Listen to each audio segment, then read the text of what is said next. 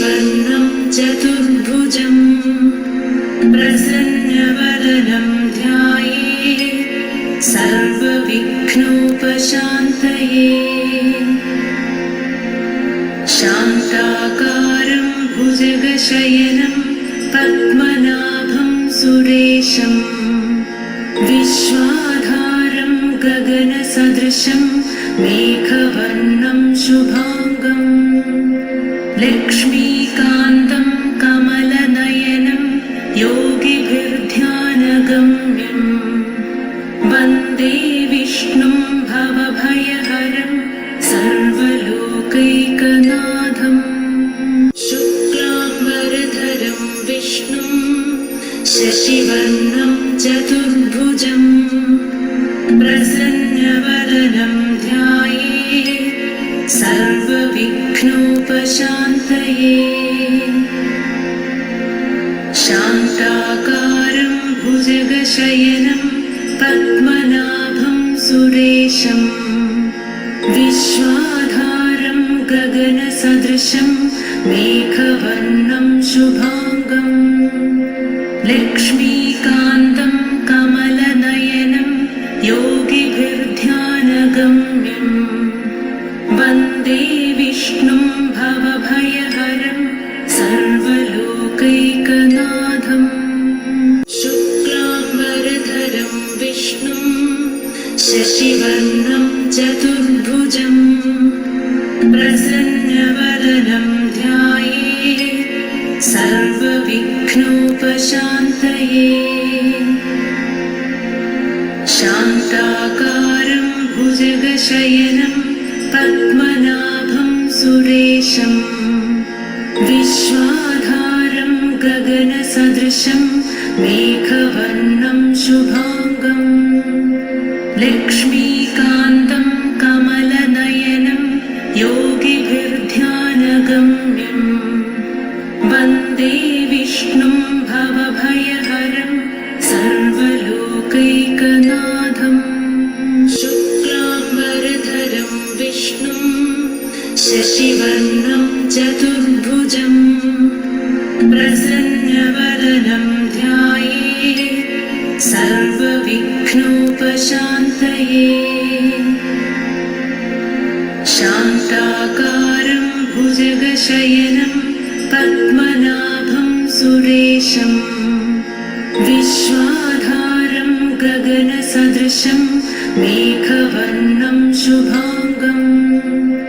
लक्ष्मीकान्तं कमलनयनं योगिभिर्ध्यानगम्यं वन्दे विष्णुं भवभयहरं सर्वलोकैकनाथम्। शुक्लाम्बरधरं विष्णुं शशिवर्णं चतुर्भुजं प्रसन्नवदनं ध्यायेत् सर्वविघ्नोपशान्तये। शान्ताकारं भुजगशयनं पद्मनाभं सुरेशं विश्वाधारं गगनसदृशं मेघवर्णं शुभांगं लक्ष्मीकान्तं कमलनयनं योगिभिर्ध्यानगम्यं वन्दे विष्णुं भवभयहरं सर्वलोकैकनाथम्। शुक्लाम्बरधरं विष्णुं शशिवर्णं चतुर्भुजं प्रसन्नवदनं ध्यायेत् सर्वविघ्नोपशान्तये। शान्ताकारं भुजगशयनं पद्मनाभं सुरेशं विश्वाधारं गगनसदृशं मेघवर्णं शुभांगं लक्ष्मीकान्तं कमलनयनं योगिभिर्ध्यानगम्यं वन्दे विष्णुं भवभयहरं सर्वलोकैकनाथम्। शुक्लाम्बरधरं विष्णुं शशिवर्णं चतुर्भुजं प्रसन्न प्रसन्नवदनं ध्याये सर्वविघ्नोपशान्तये शान्ताकारं भुजगशयनं पद्मनाभं सुरेशं विश्वाधारं गगनसदृशं मेघवर्णं शुभाङ्गं लक्ष्मीकान्तं कमलनयनं योगिभिर्ध्यानगम्यं वन्दे विष्णुं भवभयहरं सर्वलोकैकनाथं शुक्लाम्बरधरं विष्णुं शशिवर्णं चतुर्भुजं प्रसन्नवदनं ध्याये सर्वविघ्नोपशान्तये शान्ताकारं भुजगशयनं पद्मनाभं सुरेशं विश्वाधारं गगनसदृशं मेघवर्णं शुभाङ्गं लक्ष्मीकान्तं कमलनयनं योगिभिर्ध्यानगम्यं वन्दे विष्णुं भवभयहरं सर्वलोकैकनाथं शुक्लाम्बरधरं विष्णुं शशिवर्णं चतुर्भुजं प्रसन्नवदनं ध्याये सर्वविघ्नोपशान्तये शान्ताकारं भुजगशयनं पद्मनाभं सुरेशं विश्वाधारं गगनसदृशं मेघवर्णं शुभाङ्गं लक्ष्मीकान्तं कमलनयनं योगिभिर्ध्यानगम्यं वन्दे विष्णुं भवभयहरं सर्वलोकैकनाथं शुक्लाम्बरधरं विष्णुं शशिवर्णं चतुर्भुजं प्रसन्नवदनं ध्याये सर्वविघ्नोपशान्तये शान्ताकारं भुजगशयनं पद्मनाभं सुरेशं विश्वाधारं गगनसदृशं मेघवर्णं शुभाङ्गं लक्ष्मीकान्तं कमलनयनं योगिभिर्ध्यानगम्यं वन्दे विष्णुं भवभयहरं सर्वलोकैकनाथं शुक्लाम्बरधरं विष्णुं शशिवर्णं चतुर्भुजं प्रसन्नवदनं ध्याये सर्वविघ्नोपशान्तये शान्ताकारं भुजगशयनं पद्मनाभं सुरेशं विश्वाधारं गगनसदृशं मेघवर्णं शुभाङ्गं लक्ष्मीकान्तं कमलनयनं योगिभिर्ध्यानगम्यं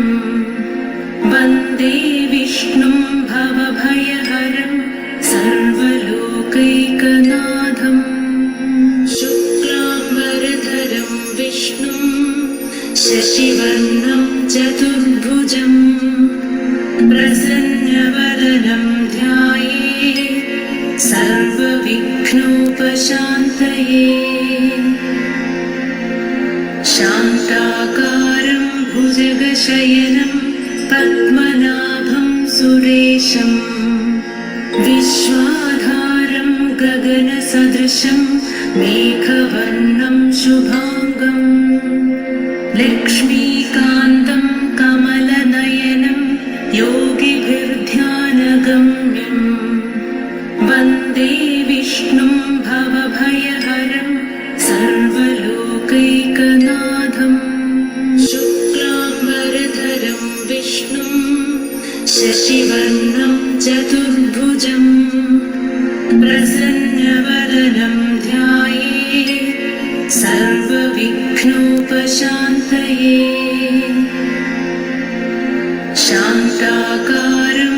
भुजगशयनं पद्मनाभं सुरेशं विश्वाधारं गगनसदृशं मेघवर्णं शुभांगं लक्ष्मीकान्तं कमलनयनं योगिभिर्ध्यानगम्यं वन्दे विष्णुं भवभयहरं सर्वलोकैकनाथम् शुक्लाम्बरधरं विष्णुं शशिवर्णं चतुर्भुजं प्रसन्नवदनं ध्यायेत् सर्वविघ्नोपशान्तये शान्ताकारं भुजगशयनं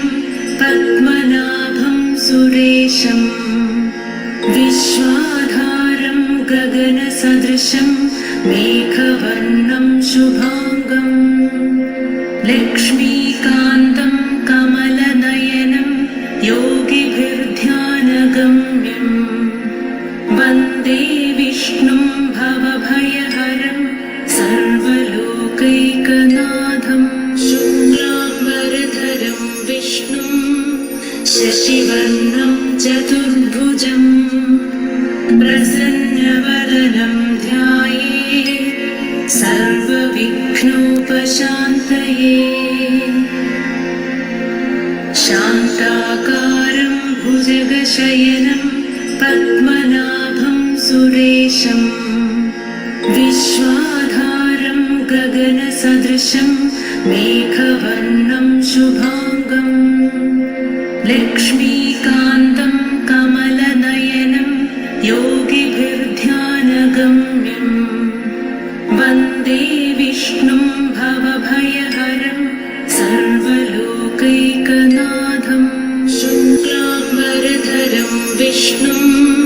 शशिवर्णं चतुर्भुजं प्रसन्नवदनं ध्यायेत् सर्वविघ्नोपशान्तये शान्ताकारं भुजगशयनं पद्मनाभं सुरेशं विश्वाधारं गगनसदृशं मेघवर्णं शुभांगं लक्ष्मीकान्तं कमलनयनं योगिभिर्ध्यानगम्यं वन्दे विष्णुं भवभयहरं सर्वलोकैकनाथम् औषधं चिन्तयेत् विष्णुं भोजनं च जनार्दनं शयने पद्मनाभं च विवाहे च प्रजापतिं युद्धे चक्रधरं देवं प्रवासे च त्रिविक्रमं नारायणं तनुत्यागे श्रीधरं प्रियसङ्गमे दुःस्वप्ने स्मर गोविन्दं सङ्कटे मधुसूदनं कानने नरसिंहं च पावके जलशायिनं जलमध्ये वराहं च पर्वते रघुनन्दनं गमने वामनं चैव सर्वकार्येषु माधवम् षोडशैतानि नामानि प्रातरुध्याय पठेत् सर्वपापविनिर्मुक्तो विष्णुलोकै महीयते शुक्लाम्बरधरं विष्णुं शशिवर्णं चतुर्भुजं प्रसन्नवदनं ध्यायेत् सर्वविघ्नोपशान्तये शान्ताकारं भुजगशयनं पद्मनाभं सुरेशं विश्वाधारं गगनसदृशं मेघवर्णं शुभांगं लक्ष्मी